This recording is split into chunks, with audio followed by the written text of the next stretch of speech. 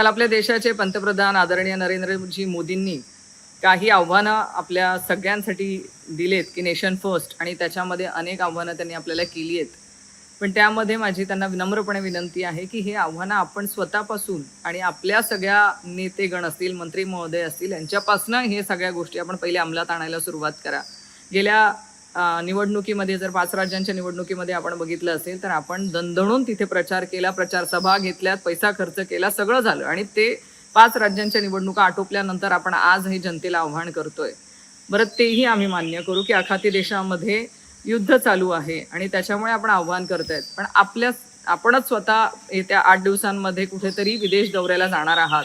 मग त्यासाठी पण आपण तो दौरा रद्द करणार आहात का? आपल्या पक्षाचे, आपले जिथे जिथे सरकार आहे त्या सगळे मंत्र्यांच्या मागे जे VVIP कॅनवाय चालू राहतो, हाही एक पैशांचा किंवा आपण पेट्रोल डिझेल वाचवण्यासाठी जे आव्हान केलेलं आहे, मग हे ते बंद करणार आहात का तुम्ही या सगळ्यांना मेट्रोने प्रवास करायला सांगणार आहात का? त्यांनाही मेट्रोनेच प्रवास करायला सांगा. कुठलंही कॅनवाय किंवा कुठलीही VVIP ट्रीटमेंट त्यांनी घ्यायला नको, असं आमची सगळ्यांची विनंती आहे. तेव्हा जनतेला आपण सगळं हे आव्हान करावं.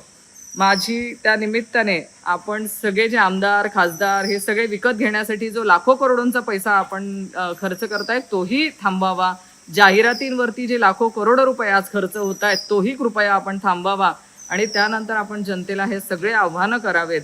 शेवटी काल जे तुम्ही आव्हान केलेलं आहे, हे फक्त आणि फक्त आपल्या नियोजनाचा अभाव दर्शवतं आहे. कारण जर युद्ध होतं आहे आणि युद्धासाठी आपण आपल्या देशामध्ये मुबलक सुविधा किंवा ज्या लोकांच्या इच्छा आहेत किंवा लोकांच्या गरजा आहेत त्या जर आपण पूर्ण करू शकत नसू, तर हे कुठेतरी नियोजनाचा अभाव दर्शवतो आहे. आणि तोच अभाव हे कालच्या आपल्या भाषणातनं दिसून आलाय. माझी सगळ्यांना म्हणजे नरेंद्रभाई मोदींनाही विनंती आहे की सुरुवात ही आपल्या लोकांपासून करावी आणि त्यांना काटकसरीने जगायला पहिले आपण त्यांच्यापासून सुरुवात करून शिकवावं. धन्यवाद.